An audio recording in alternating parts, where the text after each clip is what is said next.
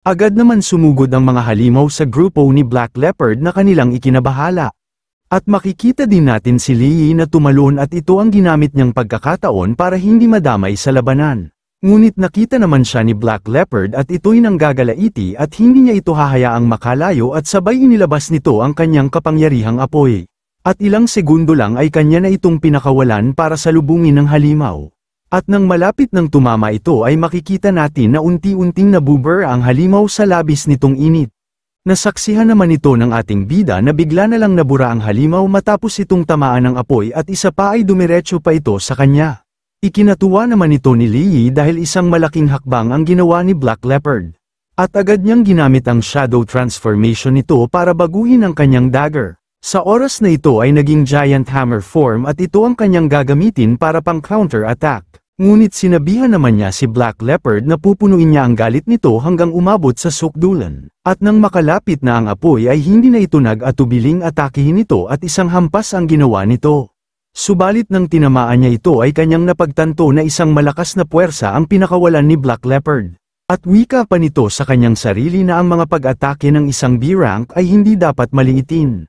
At sa sandaling ito ay nagawa niyang mapawalang bisa ito at isang malakas na shockwave ang umalingaw-ngaw sa loob ng tower.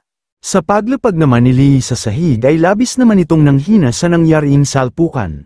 Ngunit ikinatuwa naman ito ni Black Leopard at kanyang sinabihan si Lee na medyo may kakayahan siyang hadlangan ng kanyang pag-atake.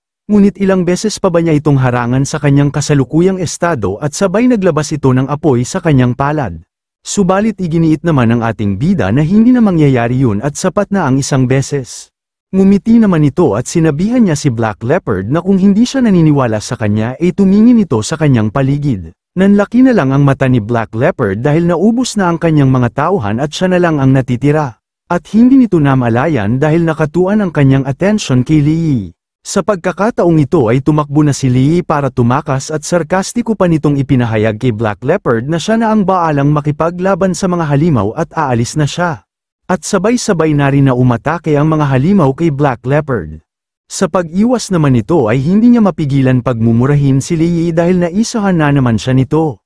At ginamit nito ang kanyang niyang apoy na pinambalot sa kamay nito para ay pang-atake sa halimaw. At nang makalapit na ito ay kanyang sinuntok ito na agad itong tumilapon sa ere at nilamon ng apoy. Ngunit sumugod na rin ang ibang halimaw sa kanya at ito'y napapasigaw na lang sa pangalan ni Lee sa labis nitong galit. At kanyang pinapangako sa sarili nito na pagpira-pirasuhin niya ang katawan ni Lee. Nalipat naman tayo ng eksena na kasalukuyang nakapasok na rin si Lee sa second layer core zone. At sinabihan niya si Qin Tian na hindi na siya muling magsisinungaling sa kanya sa pagkakataong ito. At kung meron ba talagang armor up head na kayang tiisin ang A-rank attacks. Ngunit sumagot naman si Qin Tian na bakit siya magsisinungaling. Ang baluti na yon ay binibilang-bilang sa kanyang gantimpala sa pagpasok nito sa pangalawang layer. Subalit napatigil naman sila dahil sa kanilang nakita. Ang kanilang nakita ay isang katulad ni Qin Tian at ito'y nakaluhod na wala ng buhay. At agad naman itong nakilala ni Qin Tian at kanyang ipinahayag na ito ang steward ng pangalawang layer, na si Jiming mukhang namatay siya sa kanyang katandaan. At ito'y nakiusap kay Lee na sa sandaling matugunan ang isyu ng Black Panther, ay maaari bang niyang bigyan siya ng isang angkop na libing para sa kanya. Agad naman na sumang-ayon si Lee at siya na ang bahala. Nilapitan naman ito ni Qin Tian at kanyang pinagmasdan si Jiming at sabay nagpasalamat ito kay Lee. At ilang minuto lang ay nagpatuloy na sila sa kanilang paglalakad dahil nasa dulo pa ang baluti na makukuha ng ating bida. Subalit napatigil naman sila dahil biglang may nagpakita sa kanila sa itaas. Sa kanilang itaas ay nagpakita ang misteryosong bagay. At nang nakalapag na ito sa lupa ay agad naman sinabihan ni Lee si Qin Tian kung ito ba ang tinutukoy niyang shadow armor. Hindi naman nag-atubiling nilapitan nito ni Lee at kanyang sinuri ito habang nakahawak ito sa kanyang bibig. At saad pa nito na hindi masama sa kasing pangit ng naisip niya. Ngunit sa sandaling ito ay napaisip si Qin Tian na hindi maganda kay Lee ang tanging shadow reinforcement kung isang stage 2 or stage 3 lang ito. Ngunit kahit na siya ay umabot sa ikatlong yugto, nakaharap sa baluti na makatiis sa isang ranggo na pag-atake, ay kayang-kaya pera nitong saluhin na hindi mapipinsala ng lubusan. Subalit napabalikwas naman ang tingin si Lee kay Qin Tian at itinanong nito kung ano ang nangyayari sa kanya. Subalit sumagot naman ito na wala at kunin na lang nito ang kanyang reward. Ngunit wika pa ni Lee. Ano ba talaga ang nangyayari sa kanya at bakit lalo siyang nag-iisip ng malalim? Ngunit hindi na lang niya ito pinansin pa at lumapit na ito sa kanyang magiging reward. At sa kanyang paglapit ay hindi nila inaasahan na bigla na lang gumalaw ang shadow armor at bigla na lang siyang sinakol nito. Agad naman itong nagsalita at kanyang sinabihan si Chintian sa napakaraming taon na ang lumipas, akala nito hindi na niya babalikan ang kanyang master. At ito ay isang strange soul na B-rank skill, Shadow Reinforcement Stage 2 Soul Refinement. Sa pangyayaring ito ay hindi naman alam ni Lee kung ano ang nangyayari dahil bigla na lang siyang sinakol ng shadow armor na ito. Ngunit nagsaad naman si Chintian at binanggit nito ang kanyang Uncle Ming. Subalit nagsaad naman ito na sinong mag-aakala, ang Panginoon na dating napakataas at makapangyarihan, ngayon ay pinilit na gawing parasitiko ang isang C-rank na nilalang na tulad nito. Sa nakita naman ni Chintian sa sitwasyon ni Lee ay inutusan niya si Jiming na bitawan niya si Lee. Dahil dito ay biglang naging seryoso si Jiming sa pag-utos sa kanya ni Chintian. At sinabihan niya ito na ano ang nagbibigay sa kanya ng karapatang utusan siya. Ang kanyang kaluluwa ay nakatulog sa baluti para lamang makabalik siya at palawigin ang buhay nito. Ngunit binigo siya nito at tanging isang sirang labi ng isang kaluluwa ang bumalik, tapos wala na siyang choice kundi i-refine siya nito. Sa paraang yun ay makakapag-breakthrough siya sa Shadow Reinforcement Stage 3, at sa mga kakayahan ng domain, gawing sisidlan mula sa kanyang kaluluwa ang baluti na ito. At sa sandaling ito ay nagsimula ng i-refine ni Jiming ang dalawa at nakaramdam na rin ng inis si Chintian. Ngunit sinabihan na lang ni Lee si Chintian kahit ito'y nahihirapan na kung ano na ang kanilang gagawin para makatakas dahil nare-refine na silang dalawa. Dagdag pa nito na entropiko, kung ibibigay niya kay Chintian ang kontrol ng kanyang katawan, kaya ba niyang talunin ang taong ito? Agad naman sumagot si Chintian na hindi ba natatakot si Lee na samantalahin nito ang pagkakataong ganap na makontrol ang katawan nito. Bahagyang napangisi si Lee. At sarkastiko nitong sinabihan si Chintian na naririto sila sa ganitong sitwasyon kung may kakayahan siyang ganap na kontrolin, hindi na sana ibinalik sa kanya ang katawan nito sa unang pagkakataon noong binuhay siya nito.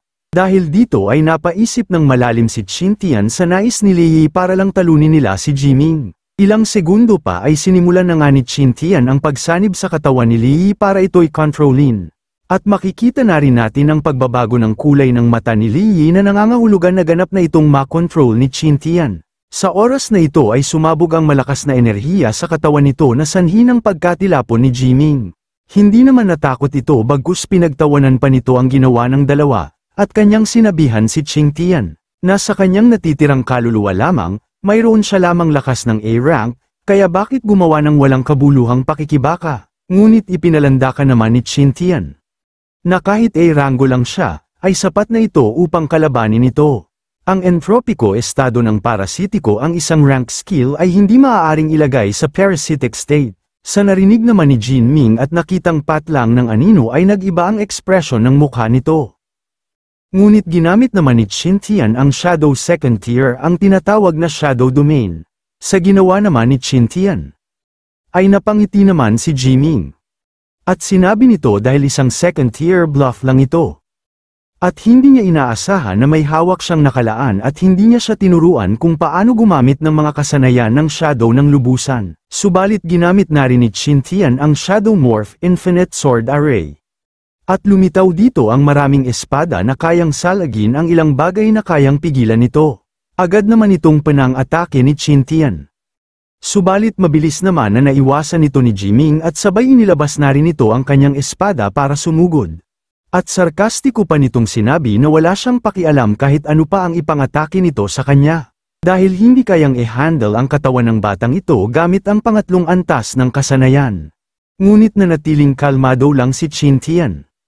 At nang malapit na siyang tamaan ay ginamit nito ang kanyang Shadow Step. At bigla na lang itong napunta sa likuran ni Jiming kaya lupa na lang ang tinamaan nito.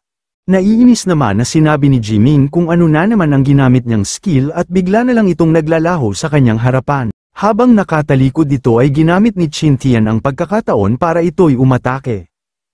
Subalit mabilis naman ang reaksyon ni Jiming kaya agad niya itong nasalag ng kanyang espada. At ipinahayag pa ni Jiming kay Chintian na hindi niya kayang paanatilihin ng matagal sa pangalawang antas ng estadong ito. Ngunit sinabihan naman ni Chintian si Li Yi kung kaya pa ba nitong magtagal. Kahit na nahihirapan si Li Yi ay sumagot pa rin siya na kaya pa niyang magtagal kaya wag itong mag-alala. Habang umaatake si Chintian ay natatamaan niya si Jiming ngunit hindi ito nababahala at pinagtatawanan lang siya nito. Dahil ang kanyang pag-atake sa antas na ito ay hindi man lang masira ang depensa ng armor nito. Ngunit sa sandaling ito ay tumalon na si Chintian para mag-iba ng pag-atake. Habang ito'y nasa ere ay nag-ipon ito ng enerhiya sa kanyang kamao at ito ang kanyang ay pang-atake kay Jiming. At sa oras na ito ay panang-atake na ito ni Chintian na agad naman itong nadepensahan ni Jiming ng kanyang sandata. Sa pangyayaring ito ay halos mawasak ang lupa sa lakas ng enerhiya matapos magtama ang kanilang puwersa. At ilang segundo pa ay bigla na lang nawasak ang espada ni Jiming na kanyang ikinagulat. Dumiretso naman ang suntok ni Chintian kay Jiming kaya agad itong nag-cross arm para salagin ang suntok nito. Ngunit sa lakas ng suntok ni Chintian ay tumilapon ito dahilan para mahiwalay ang kaluluwa nito sa baluti. Subalit naramdaman naman ni Chintian na hindi natatagal si Li Yi. At sumagi na lang sa kanyang isipan na kung patuloy silang lalaban ay ikakapahamak ito ng ating bida ang kaluluwa at katawan ay masusunog at masisira dahil sa overloaded na enerhiya. Ngunit ngumisi naman ang nakakaluko si Jiming na hindi niya palampasin ang pagkakataong ito para sa isang walang kwentang nilalang. Isa pa ay kailan pa siya naging katawa-tawa. At sabay nagpakawala ito ng malakas na enerhiya na bahagyang napapaatras si Chintian. Hindi naman inaasahan ni Chintian na ganito ito kalakas kaya napaisip na lang ito kung paano nila ito matatalo. Itinaas naman ni Jiming ang kamay nito at binalutan niya ito ng kulay lilang enerhiya. At ilang sandali lamang ay kanyang panang-atake ito kay Chintian, at hindi na nga nakaiwas pa ito kaya ito'y tinamaan na sanhi ng pagtalsik nito at pagkahiwalay sa katawan ni Li Yi. Mga idol, gusto ko lang magpasalamat sa dalawang nag-order ng ating produkto. Salamat sa inyong dalawa. Sana ay mag-comment kayo sa ating comment section para ma-shoutout ko kayo sa susunod nating video. At sa mga gustong mag-order ay nasa description lang ang link at pumili lang kayo dyan ng inyong matitipuhan. Maraming salamat po mga idol. Sa nangyaring ito ay bigla na lang may enerhiyang pumalibot sa kanyang katawan na kanyang ikinabigla. Agad naman nagsaad si Jiming na nahuli na niya si Chintian kaya hindi na ito makakatakas pa. At wala naman nagawa pa si Chintian dahil nakagalos na ito ng shadow skill ni Jiming. Ngunit wika naman ni Chintian na hindi niya talaga inaasahan na balang araw ay pagtaksilan siya ng isang asong pinagkatiwalaan niya. Ikinatuwa naman ito ni Jiming dahil talagang mabubuhay muli siya pagkatapos niyang erefine si Chintian. Sa sandaling ito ay labis naman ang pagod ni Li Yi dahil sa labanan at kawalan niya ng enerhiya. Ngunit sa nakita nitong pagkahuli ni Chintian ay lalong nawala ng pag-asa si Li Yi at ano na lang ang kanyang gagawin. Subalit sinabihan naman ni Chintian ang ating bida na kung ano man ang iniisip nito ay huwag na niyang ituloy dahil mapapahamak lang siya. Sa pangyayaring ito ay natutuwa naman si Jiming dahil kumpiyansa ito sa kanyang sarili na walang magagawa si Li Yi sa kasalukuyan nitong antas. Ngunit wika pa ni Chintian na huwag na itong magdalawang isip pa at tumakbo na lang ito at tumakas. Subalit hindi naman nakinig si Li Yi bagkus sumugod pa ito para umatake at sinabihan niya si Jiming na pakawalan niya si Chintian. At nang makalapit na si Li Yi ay pinagsusuntok niya ito ngunit walang nagiging epekto ito. Napangiti naman si Jiming at sinabihan niya si Chintian na siya ay naantig. Dahil ang isa sa kanila ay nag-aalala na ang iba pang kaluluwa ay masunog at hindi nang ahas na gamitin ang kanyang buong kapangyarihan. At nag-iba naman ang ekspresyon ng mukha nito at sarkastiko niyang sinabi na ang isa naman na si Li Yi ay halatang isang langgam ngunit nangangahas pa rin ito para atakihin siya. At ito'y nagpakawala ng malakas na enerhiya na sanhi ng pagkatilapon ni Li Yi sa malaking bato. Dahil dito ay napasok na lang ang ating bida ng dugo sa lakas ng impact nito sa bato. Sa nangyari naman kay Li Yi ay sinabihan siya ni Chintian na siya ay si rank lang kaya wala siyang kakayahan na talunin ito. Kaya itigil ang pagiging isang nakakasira ng mata kaya wag na niyang ituloy pa dahil baka dito pa siya mawawalan ng buhay. Ngunit makikita naman natin ang mukha ni Li Yi na nagkabitak-bitak ito sa natamo niyang pinsala. At sa kanyang narinig nito sa tinura ni Chintian ay naalala nito ang nakaraan. Dahil sa simula pa lang, tinatrato siya nitong parang alipin. Ginawa niya ang lahat para lumaban sa ibang mga makapangyarihan at pinilit niya siyang mag-level up. Ang dahilan kung bakit siya nanatiling nakatayo doon at gumagalaw ay dahil sa bawat hakbang ng daan hanggang ngayon pinapakinggan siya nito at ngayon hindi siya makikinig sa kanya dahil hindi siya papayag na dito na matatapos ang lahat. Kaya ito'y sumugod na puno ng galit habang nagpapalabas ng enerhiya. Saad pa ni Lee noong dati, nakuha niya ang nakapalibot na enerhiya ng Shadow at pilit na pinatay si Blood Leopard. Ngayon, matutulungan din siya na patayin ang taksil na ito. At sabay pinakawalan na nito ang kanyang suntok subalit wala naman kahirap-hirap itong nasalag ni Jiming. Sa narinig naman ni Jiming ay napangiti na lang ito na siya ay tatalunin niya. At tingnan nila kung hanggang kailan tatagal ang katawan ni Lee. Ngunit nagalit naman si Xintian at sinabihan niya si Lee na tanga kung gusto ba niya talagang sumabog ang katawan nito. Sa huli ay hindi pero nakinig ang ating bida kaya ginamit na nito ang natitirang enerhiya sa kanyang katawan na sanhi ng pagbitak ng buong katawan at pagliwanag ng mata nito. At ito'y naghanda na para sa susunod niyang pang-atake at kitang-kita naman sa mata ni Lee na puno ng determinasyon na papatayin niya ang kumag na ito. Subalit sa hindi naman inaasahan at bigla na lang itong natigilan at mas dumami na ang bitak sa kanyang katawan dahil hindi na kinaya pa ng katawan nito ang enerhiyang kanyang ginamit. Hindi na nga naituloy pa ang atake ni Lee at unti-unting naglalaho ang katawan nito na sumasama sa hangin. Natawa naman si Jiming at sinabihan niya si Xintian dahil ang hangal na nilalang na kanyang pinili ay tunay na kaibig-ibig dahil nagkusa itong nagpakamatay. Sa paglaho ng katawan ng ating bida ay napasigaw na lang si Xintian sa pangalan nito. Dahil sa paglaho ng katawan nito ay kasabay din ito ang paglaho ng kanyang katawan dahil sa pag-refine ni Jiming. Ngunit ikinatuwa naman ito ni Jiming dahil mamamatay na si Xintian kaya wag na itong magpumiglas pa. At maging mabuting mapagkukunan ng pagpapakain para sa kanya. At ito'y tumawa ng malakas habang pinagmamasdan niya ang dugo sa lupa. Subalit bigla na lang itong natigilan sa pagtawa dahil sa paglabas ng makapal na itim na enerhiya sa kanyang kinakatayuan. Itinanong nito sa kanyang sarili kung ano ang nangyayari. At kanyang napagtanto na isa itong Eternal Night na dulot ng Shadow Domain. At makikita natin ang na may nabubuong bagay sa kanyang likod. At ilang sandali pa ay unti-unti nang bumalik sa dating katawan si Lee. Hindi naman makapaniwala si Jiming na hindi pa niya natapos ang pag-refine ng Anthropic dahil sa maaaring ang Shadow Domain na ito. Bigla naman napalingon ito sa kanyang likuran sa pagtawag ni Lee sa kanya. At sa oras na ito ay tuluyan ang bumalik sa dati ang katawan ng ating bida at lalo pa itong lumakas at sinabihan niya si Jiming na ipinahayag nito kanina na siya ay papatayin nito.